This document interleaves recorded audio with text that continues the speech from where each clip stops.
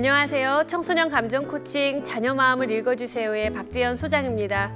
흔히 교회에서 모태신앙, 몇 대째 신앙이라는 말을 듣곤 하죠. 신앙을 가지고 계신 부모님들이라면 자녀에게 어떻게 믿음의 대를 잘 이어주고 또 신앙으로 잘 양육할 수 있을까 고민하실 텐데요. 바울은 감옥에서 에베소에 있는 교인들을 향해 또 아비들아 너희 자녀를 노엽게 하지 말고 오직 주의 교훈과 훈계로 양육하라 라고 말씀하셨죠. 그만큼 기독교인들에게 중요한 신앙교육인데요. 청소년 감정 코칭 자녀 마음을 읽어주세요. 마지막 12강의 주제는 신앙교육입니다. 이에 대해 최은영 교수님의 강의를 들어보도록 하겠습니다.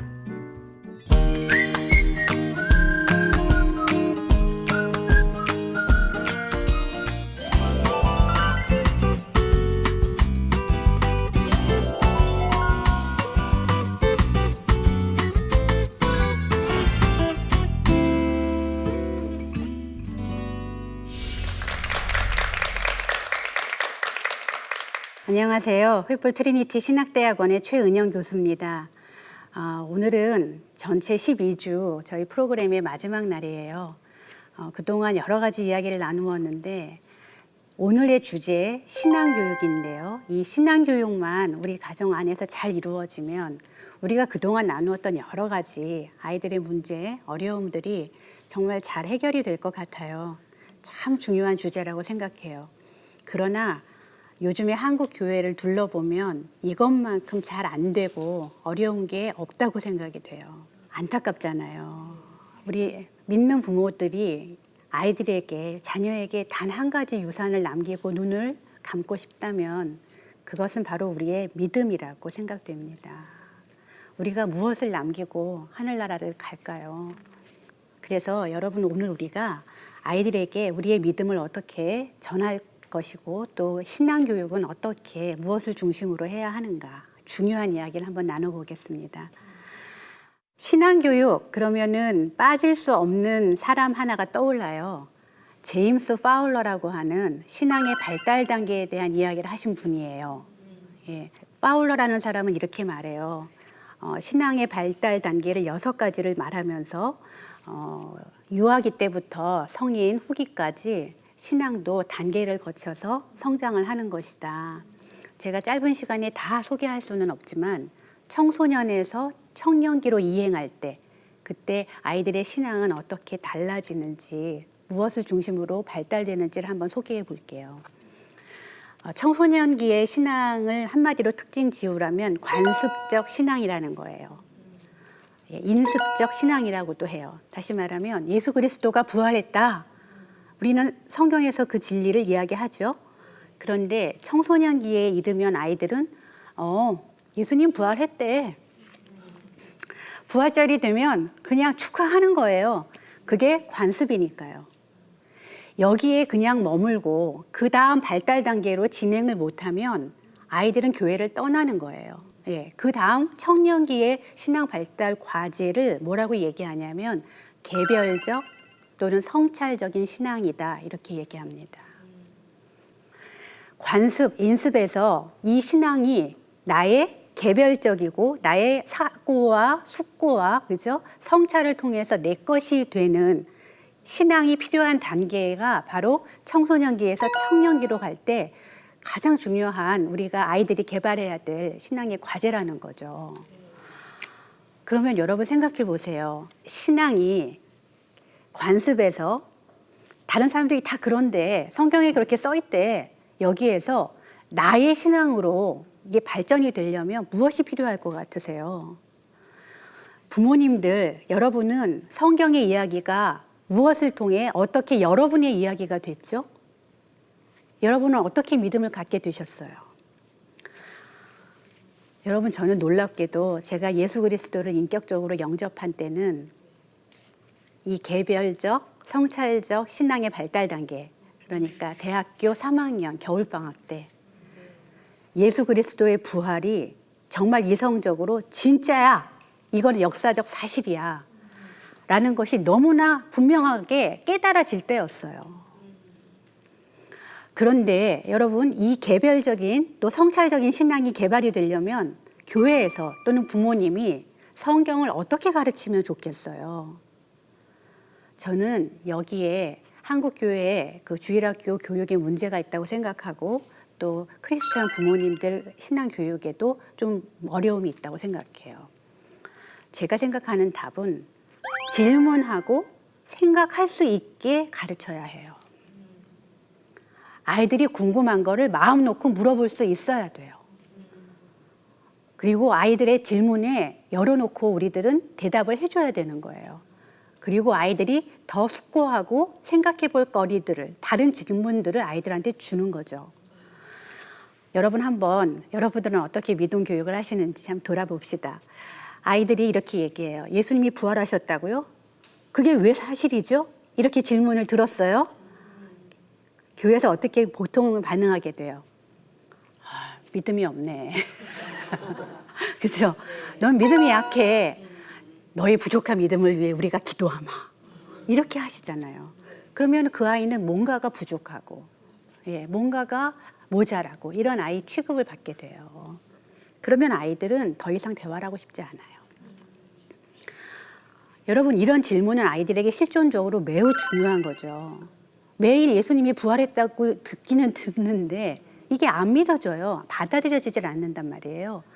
그러면 부모님들은 어떻게 하면 좋을까요? 어떤 점에서 부활이 안 믿어지니? 너가 뭐를 더 알면 부활이 믿어질 것 같으니 그걸 위해서 우리는 어떤 도움을 주면 좋을까? 더 궁금한 것은 없니? 여러분, 우리가 믿음을 질문하고 또 그 질문에 답할 수 있고 또 생각할 수 있는 능력을 가진 아이들로 그렇게 가르치고 또 전수할 때 아이들은 이 시기에 그 믿음이 내 것이 되는 그런 경험을 하게 되죠. 여러분, 제가 부활 사건이 믿어질 때의 그 감격은 정말 너무나 뜨겁고 굉장한 것이었어요. 왜냐하면 예수님께서 살아나셨다는 것이 믿어지는 순간 성경이 통째로 믿어졌어요. 생각해 보세요. 예수님이 부활하셨다는 건 예수님이 죽으셨다는 거고, 예수님이 죽으셨다는 것은 예수님이 이 땅에 오셨다는 거고, 그러니 이 예수님이 이 땅에 오신다고 얘기했던 그 수많은 구약의 기사들이 다 진짜일 수밖에 없었던 거예요, 저에게는. 이렇게 중요한 정말 실존적인 질문에 대해서 우리들이 답을 자기 것으로 가져가야 하는 이 중요한 시기에 우리 부모나 교회는 아이들에게 어떻게 신앙을 가르치고 있는가 저희들이 한번 돌아볼 필요가 있어요. 그리고 이제 좀 더 구체적으로 신앙교육에 필요한 것들이 무엇일까 생각해 봤어요. 저는 정말 교회가 세상의 빛과 소금이 되는 본보기를 보여주는 거라고 생각해요. 요즘에 우리 청소년들이 교회를 다녀주는 것만 해도 감사하다 그러죠. 왜냐하면 걔네들은 학교 가잖아요. 그럼 넌 아직도 교회 다니니? 이런 이야기 들을 수 있어요. 왜냐하면 교회가 사회로부터 많은 비난을 당하고 있기 때문에. 그렇잖아요. 그런데 시스템으로서의 교회가 또는 한 그 가족으로서의 교회가 하나님의 명령을 따라 사회에 빛이 되고 소금이 되고 길이 되고 교회를 통해서 사회의 문제가 해결되고 그래서 우리 청소년들이 교회를 다닐 때 자부심을 느끼고 너희도 여길 한번 와봐 이렇게 전도할 수 있고 이런 교회가 우리들을 통해서 회복이 될 때 저는 정말 아이들에게 필요한 신앙교육을 저희가 삶으로 보여줄 수 있다고 생각합니다. 이를 위해서 우리 부모 세대는 지금 정신 차리고 무엇을 하면 좋을지 함께 머리 맞대고 고민해 봤으면 좋겠어요. 다음으로는 이제 방법론에 관한 거예요. 그러면 성경을 우리는 어떻게 가르치면 좋겠어요? 제가 생각하는 것 중에 하나는 성경을 좀 통으로 가르쳤으면 좋겠어요. 파편적이지 않고 어떤 한 교리 중심적이지 않고 어느 한 본문 중심적이지 않고 창세기부터 요한계시록 전체에 흐르는 성경의 핵심 가치, 성경의 핵심 메시지 이게 무엇인지를 아이들이 정확히 아는 게 중요합니다. 여러분은 그것이 무엇이라고 생각하세요? 우리 안에 여러 답이 떠오를 거예요. 사랑, 그렇죠? 예, 또 뭐가 있어요? 예수님을 닮아가기, 뭐 이런 이야기들이 떠오르죠. 저는 개인적으로 죄인을 구원하신 하나님의 사랑 이야기가 성경 말씀인 것 같아요. 그렇다면 창세기부터 요한계시록까지는 죄인을 구원하신 하나님의 사랑 이야기라고 하는 핵심 주제로 모든 것들이 합쳐질 수 있거든요. 저는 그런 면에서 신학교에서 하는 그 심도 있는 신학 교육을 사실은 알기 쉽게 풀어서 아이들에게 충분히 가르쳐 줘야 된다, 전달해야 된다고 주장하는 바예요. 제가 신학 교육을 받으면서 가장 감사했던 게 뭔지 아십니까? 성경을 전체로 통으로 이해할 수 있는 눈이 생겼다는 거죠. 창세기는 사람을 부르셨다는 거예요. 그죠? 자손을 만드셨다는 거예요. 이 창세기의 사람은 결국 다윗의 자손 예수 그리스도를 통해서 하나님의 완전한 자녀로 저희들이 쭉 이렇게 바뀌어가는 모습을 구약부터 신약까지 볼 수가 있잖아요. 출애굽기는 땅을 지정하셨다는 거예요. 가나안으로 부르셨다는 거잖아요. 출애굽했다는 거죠. 그러면 이 땅이 의미하는 게 뭘까요? 하나님의 임재, 하나님의 다스림이 있는 그곳이면 그곳이 어디든 하늘나라라는 거예요. 여러분, 이 땅이라고 하는 개념은 하나님의 다스림을 통해서 여러분 성막, 성전이라고 하는 장소, 그리고 신약 마지막에 어디예요? 하늘나라를 통해 쭉 연결되는 이런 그 정말 우리가 기가 막히게 성경에 쓰여져 있네라고 무릎을 칠 정도의 핵심 주제들이 성경 안에는 흐르고 있어요. 그런데 우리는 왜 이렇게 못 가르치는가? 저는 설교도 어느 한 본문 중심, 큐티도 어느 한 구절 중심으로 저희가 듣고 묵상해요. 성경은 원래 장절이 나뉜 책이 아니에요. 그렇다면 우리가 성경 전체의 메시지가 무엇인지를 잘 알아서 살려내고 더 나아가서 그 핵심 메시지를 가지고 아이들이 오늘의 일상생활을 살아낼 수 있도록 훈련해 줘야 되는 거죠. 죄인을 사랑하신 하나님의 사랑 이야기가 내가 오늘 친구들에게 왜 친절하게 대하는데 답이 돼야 되는가? 왜 그리스도인들이 피라미드의 밑에서 사회를 섬기면서 기쁠 수 있는가? 여러분, 이런 것에 정말 구체적인 답이 성경의 핵심 메시지로부터 아이들이 찾아질 때 아이들은 교회 오는 게 기쁜 거죠. 더 나아가서 성경은 죽고 사는 문제를 가르쳐요. 나는 왜 태어났지? 나는 왜 죄인이지? 나는 왜 죽을 수밖에 없지? 근데 내가 어떻게 영원히 살지? 내가 영원히 사는 것이 보장받았을 때는 무엇을 위해 살아야 되는 거지? 여러분, 삶의 가장 근본적인 질문에 답을 주는 책이 성경이에요. 우리는 그렇게 아이들에게 성경을 가르치는가? 한번 같이 생각해 봤으면 좋겠어요. 긴 시간 저희 강의를 들어주셔서 감사드리고요. 오늘 신앙교육에 대한 이야기 여기서 마무리하겠습니다.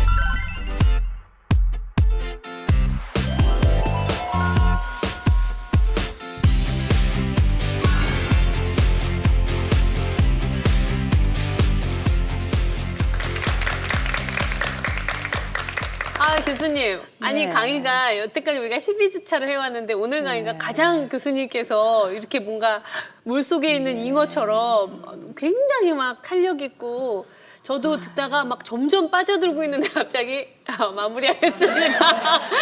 시간을 보니까 시간이 다 됐어요. 좀 더 설명해 주세요. 제가 마지막으로 정말 네. 그러니까 강의 시간에 드리고 싶었던 이야기는 신앙교육은 부모가 삶으로 한다. 그 얘기를 정말 하고 싶은 거죠. 네. 저희 아버님 목회하셨어요. 네. 근데 제가 그 약학과 나왔잖아요. 네. 그리고 결혼하고 남편이 미국에 유학을 갔었어요. 네. 그리고는 제가 그때 같이 따라가서 미국 약사를 할까? 미국은 약사가 괜찮아요. 그렇게 안 하면 먹고 살 수가 없는 상황이 된 거예요. 그래서 제가 알아보니까 그때만 해도 이 컴퓨터 이 시험이 없고요. 네. 이렇게 다 써야 되나 봐요. 가서 네, 네. 주 시험인데 면허 시험. 그거를 주일날 본다는 거죠. 그래서 제가 아버님께 여쭈었어요. 아버지, 내가 먹고 살려면 약사 시험을 미국에 가서 주일날 봐야 돼요. 어떻게 할까요? 우리 아버지 저 상황 너무 잘 알고 계셨거든요. 근데 저희 아버님 평양생이세요. 한마디로 약사 하지 말라오. 저는 그 말 한마디가 제 삶의 하나의 이정표가 됐어요. 아, 뭐 주의를 뭐 지키라 안 지키라 뭐 이런 거보다 너의 삶의 중심, 가치가 어디에 있니? 하나님께 있니? 너가 먹고 사는 데 있니? 제가 그 기억을 잊을 수가 없고요. 그다음에 두 번째 잊혀지지 않는 장면은 뭐냐면 제가 이제 횃불 트리니티에 와서 교수를 하는데 어느 날 이제 수업 끝나고 한 나이 많이 드신 학생이 오셨어요.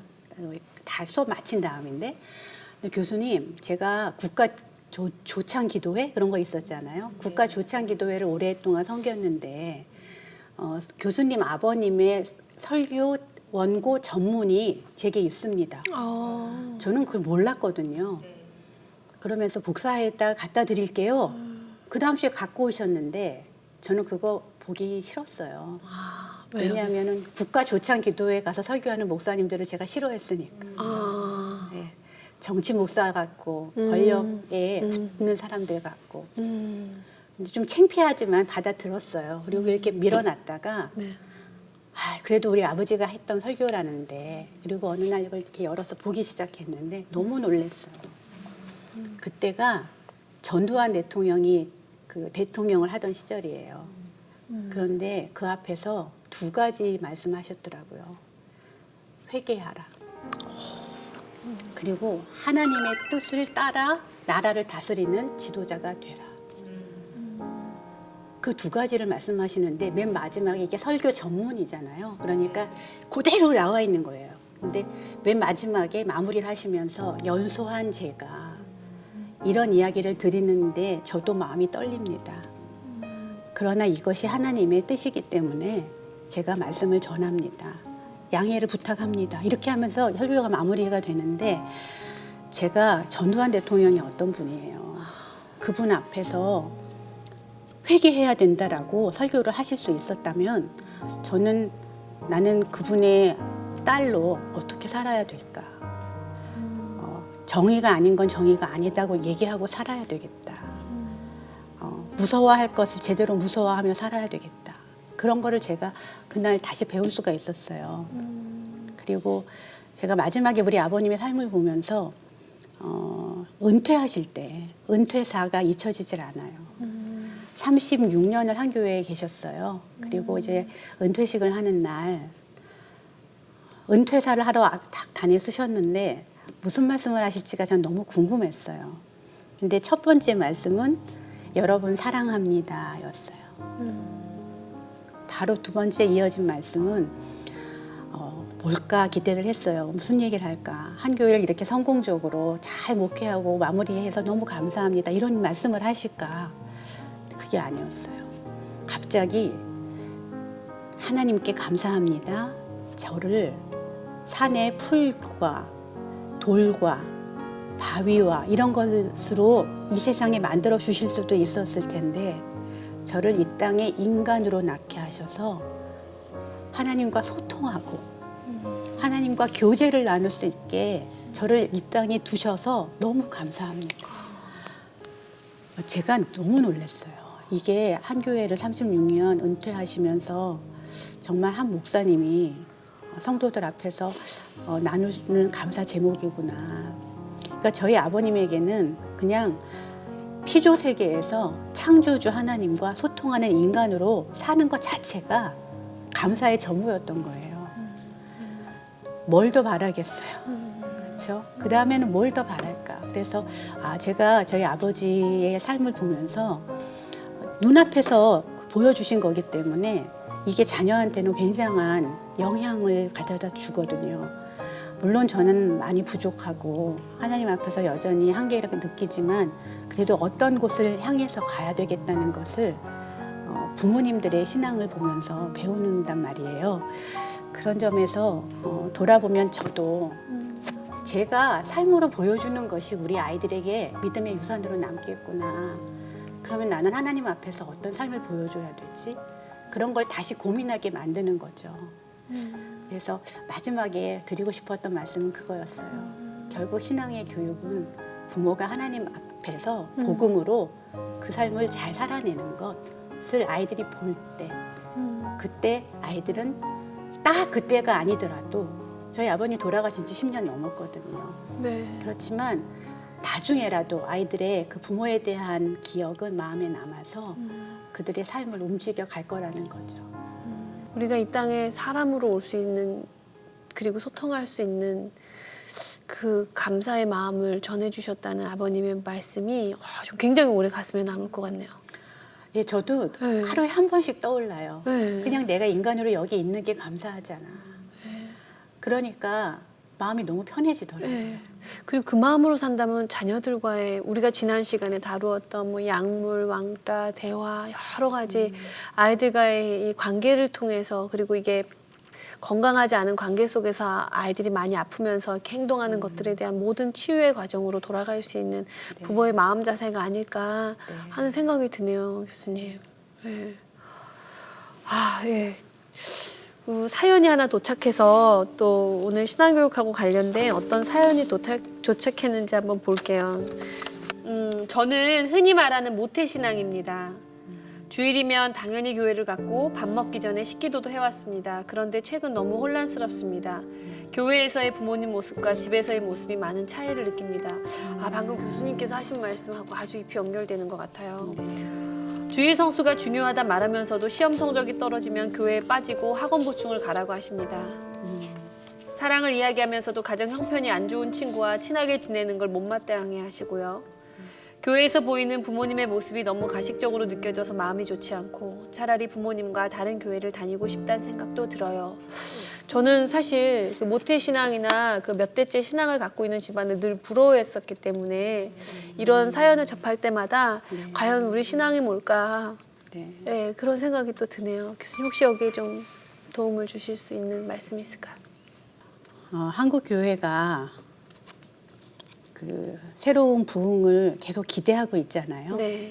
그런데 그 부흥의 중심에는 우리가 늘 이런 얘기를 해요. 회개부터 시작을 해야 된다고. 네. 그런데 그 회개란 거는 정말 쉬운 게 아니에요. 네, 그런 것 같아요.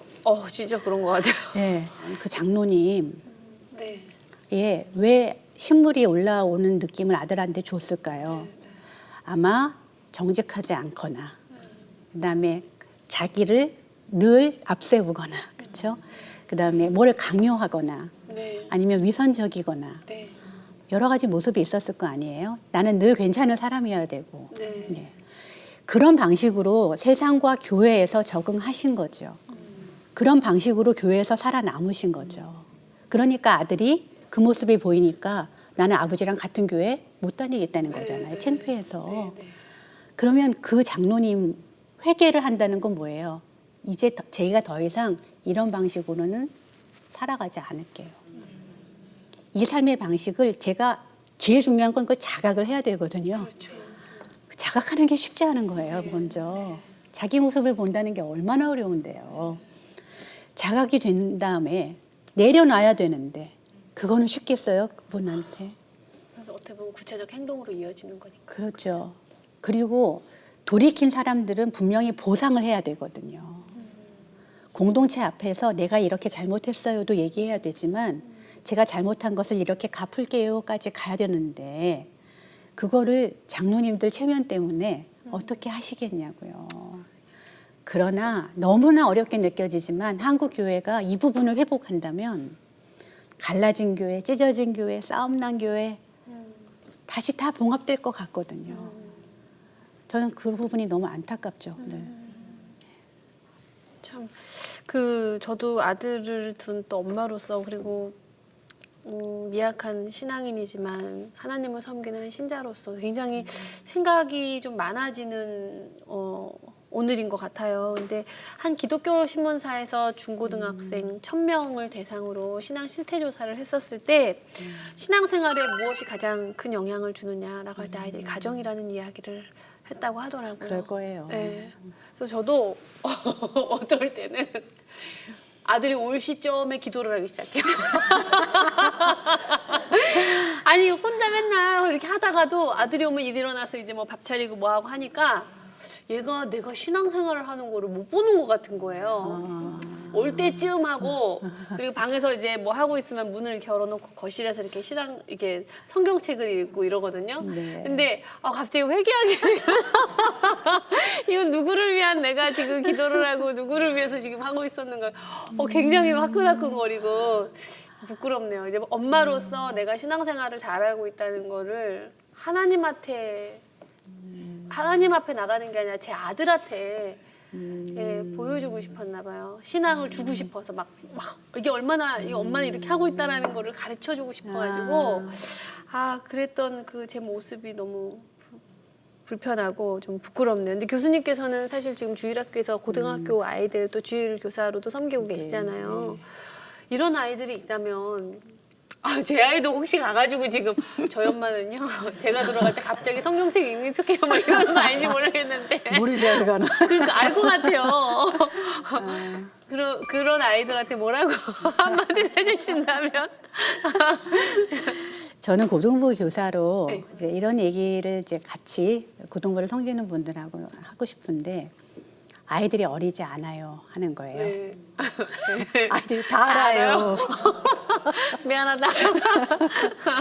다 알아요 하는 것 안에는 어떤 게 있냐면은 왜 그런 얘기 하잖아요. 사춘기가 지나갈 때는 우리 부모도 어쩔 수 없는 인간이더라 라는 걸 아이들이 보고 받아들일 때 그때 아이들이 철이 든다 그러지 않습니까?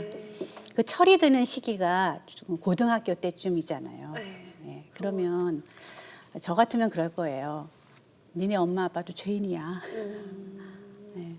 너희 엄마 아빠도 완전하지 않잖아. 근데 그 모습 그대로를 하나님은 여전히 사랑하셨단다. 네. 그리고 너도 완전하지 않지만 너도 하나님이 안아주시고 사랑하시잖아. 너가 하나님께 사랑받는다는 느낌이 들면 불완전한 죄인인 모습을 보이는 부모님들도 네가 조금 안아줄 수 있는 품을 넓히면 좋겠어. 실은 이게 지난주에 제가 큰아들한테 받은 카톡 내용이에요. 무슨 말씀이냐면 우리 아들이 불편한 대화 주제를 가지고 대화가 시작됐어요. 네. 똑똑한 제 큰아들이 저희가 식탁에 앉아 있는데 식탁으로 안 오더라고요. 2시간을 거실에 서서 얘기하는 거예요. 다가오지 않고요? 예, 네. 오. 이만큼 거리를 두고 보통 때는 같이 앉아서 밥도 먹고 얘기도 잘하고. 제가 그 모습을 보고는 남편한테 그랬어요. 여보, 이거는 대화가 아니야. 오늘은 그만하자.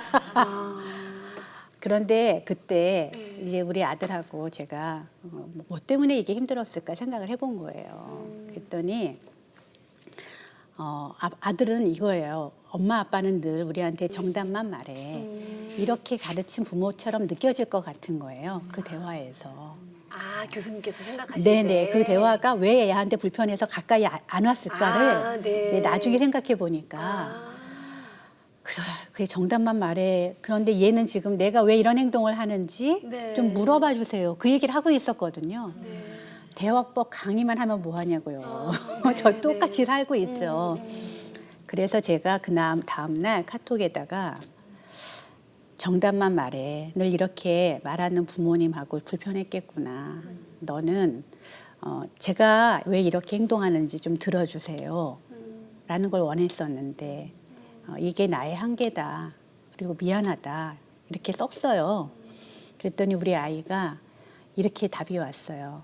엄마, 이제는 저도 부모님께 기대만 하지 않고 부모님을 있는 그대로 이해해야 될 때가 된 것 같아요. 저 교수님 아드님한테 거의 팬클럽 회장을 너무 마음에 들어요. 그러면서 조심할게요. 이렇게 써서 보냈더라고요. 근데 그게 뭐 우리 아들만이 아니라 고등학생 정도 되면 할 수 있거든요. 그래서 저는 그래, 너희 부모 한계에 있는 거 알아. 그러니까 그냥 그 모습 그대로 우리가 받아들이면 가야 되지 않겠니? 잘 안 바뀌어. 이제 이렇게 돼야 될 것 같고요. 그러네요. 교수님 첫째 아드님을 제 아이를 좀 만나게 해주면 너무 감사할 것 같은 생각이 스물스물 올라오네요. 근데 뭐, 교수님의 첫째 아드님은 어머니하고도 아버님하고도 잘 되시는 것 같지만 어머니하고의 소통이 참 잘 되시는 것 같아요. 아유, 그러면 저기 가서 얘기하겠어요. 그건 또 그렇네요. 아이, 그럼요. 근데 우리 청소년들한테 한번 물어봤어요. 자신의 신앙생활에 네. 가장 큰 영향을 주는 사람이 누구냐. 어머니가 약 48% 정도 되고 아버지가 9.8%인가 10%가 좀 잘 안 되더라고요. 그런데 지난주에 아버지에 대한 어떤 영적 위치에 대해서도 잠시 네. 이야기를 해주셨었는데 교수님께서 네. 이 부분에 대해서는 좀 아버지의 영향력이 이렇게 적은 것에 대해서는 네. 이 신앙교육에 관련돼서 어떤 좀 이야기를 해주실 수 있을까요, 교수님? 저는 한국 교회가 힘을 잃어가는 여러 가지 이유 중에 하나가 그 아버지들을 집의 영적인 가장자리에 잘 세워드리지 못하는 데 있다고 생각해요. 그 자리를 엄마가 세워줘야 되나요? 어떻게? 그러니까 보통 이렇게 되잖아요. 많은 스토리들이 연애 때 결혼하면 교회 가야 돼? 이렇게 해가지고 이제 네. 남자를 데려와서 교회 간단 말이에요. 네. 그리고는 막 내가 내 힘으로 막 집사도 되게 하고 뭐 장로도 되게 하고 했단 말이죠. 네, 네. 그러면 아내분들은 어떻게 느껴요? 내가 만들었다고. 네, 내가 만들었다 그래요. 내 말대로 하니까 대한테 뭐 이런 게 그래서 나오는 그렇죠. 그리고 내가 이 사람보다는 영적으로 훨씬 나은 거예요. 예, 그래서 영적인 권위, 가장자리를 늘 혼자 깨우치고 있죠. 저 정말 그러고 보니까 몇몇 권사님들께 그 말을 들었네요. 네, 네네. 들었네요. 근데 제가 이제 상담 공부를 하고 네. 남성들에 대해서 이해를 해보면 있잖아요. 네. 남자들이 사실 제일 원하는 거는 존중받기 원하는 거잖아요. 그렇죠. 아내에게 남편으로 존중받고 존경받고 예, 그리고 아이들에게 아버지로서 존경받고 예, 존중이라는 거는 남성들이 원하는 가장 중요한 가치인데 영적으로 나는 늘 아래에 있는 것 같고 영적으로 무시당하는 것 같고 그럴 때 남성들은 아버지들은 그 자리에 별로 있기가 편하실 것 같지 않은 거예요. 또 하나는 이제 남성들의 특징이 책임감이 강해요. 그렇죠. 예, 한번 주어진 일은 그게 힘들어도 네. 맞는지 틀리는지 몰라도 네. 책임을 맡으면 하는 좋은 특성이 있으세요. 네. 그럼 이 두 가지를 한번 조합을 해보세요. 아버지에게 당신이 우리 집의 영적 가장입니다. 당신의 자리가 매우 중요하고 우리는 당신의 가르침을 받을 거예요. 이렇게 책임을 자리를 만들어 드리고 부여해 드리면 네. 그러면 우리 아버지들은 신이 나서 그 일을 한답니다. 그런데 그동안 이게 왜 안 됐을까? 많은 아내분들이 뭐 어떻게 보면 영적인 우월감 또는 관계에서 내가 남편보다는 여러 가지로 낫지. 예, 이런 마음 때문에 남편의 자리를 예, 가정에서 잘 못 만들어준 게 아닌가 그런 생각이 드는 거죠. 그럴 수 있겠네요. 네. 우리가 흔히 그냥 신앙을 떠나서도 부부 사이에 이제 하는 얘기를 들어보면은 우스갯소리로 뭐 50대 아저씨들이 이사를 가시면 강아지를 안고 있어야 새 집으로 들어갈 수 있다부터 여러 가지 집안의 서열에서 강아지 다음이 내 서열이다 뭐 이런 얘기 많이 하거든요. 네, 그리고 괜히 걸어 다니지 마라 기어 다녀라 뭐 이런 얘기 그럼 다칠 일이 없다 넘어질 일이 없다 막 이런 얘기해요. 슬프네요. 그러니까 그래서 저희가 중역교육 들어가도 대기업의 중역교육을 들어가도 그런 고백들이에요. 아내 말대로 하니까 상무가 됐다 뭐 이런 얘기를 하거든요. 어머나.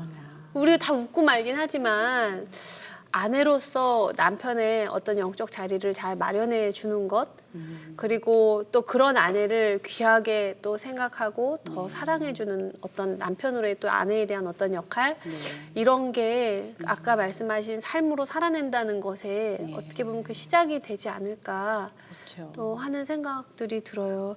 교수님 근데 부모에 의한 신앙이 아니라 네. 본인에게 다가오는 신앙으로 아이들을 좀 이끌어 주려면 네.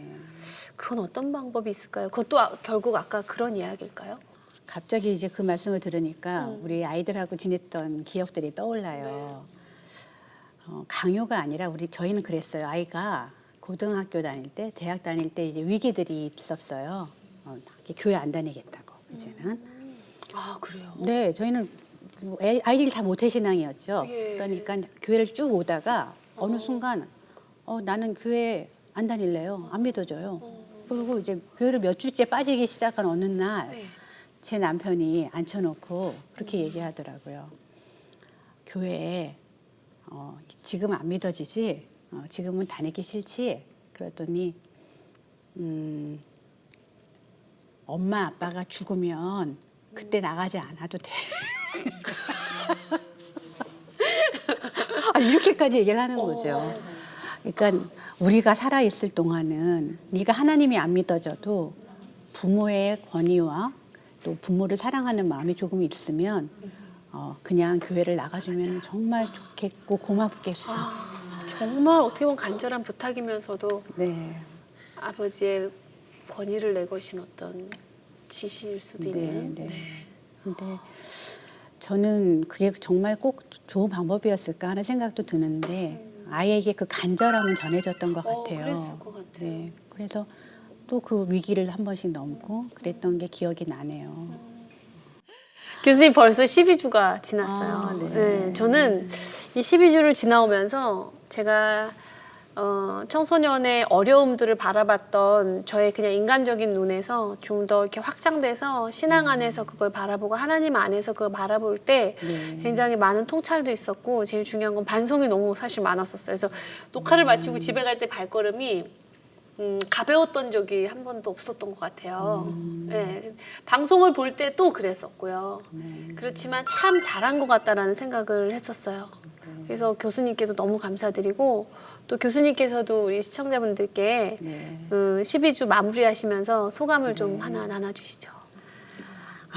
그래요. 저도 이제 마지막 오늘 방송인데 실은 매번 두렵고 좀 거면쩍고 쑥스럽고 네. 그런 마음이 있었어요.